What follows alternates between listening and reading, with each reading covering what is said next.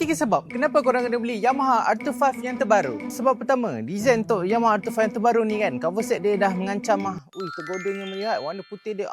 Cantiknya. Tu design looks R25 yang terbaru ni kan. Cover set dia memang mengancam dua tone colour, biru dengan purple. Lepas tu dia punya fairing tepi ni pun nampak agresif lah. Wish, memang nampak menarik lah. Yang kedua, dia punya performance. Motor ni menggunakan engine capacity 249cc, parallel twin, double vac cam, and power output dia menghasilkan 35.5 horsepower dengan 22.6 Nm of torque. Top speed dia boleh cecah dalam 170 km/jam. Yang ketiga, feature yang menarik yang ada dekat Yamaha R25 ni. Motor ni ada tayar. Motor ni didatangkan dengan ABS dual channel, fuel tank dia capacity 14.3 liter, besar nak harga. Punya meter pula pakai fully digital and siap boleh connect dengan wire connect, and dia ada port charging. So kalau korang berminat dengan Yamaha R25 yang terbaru ni, korang boleh tekan plan kat bio ataupun PM je nombor korang. Nanti kita akan send detail. And jangan lupa like, comment, share and follow kita orang untuk video seterusnya.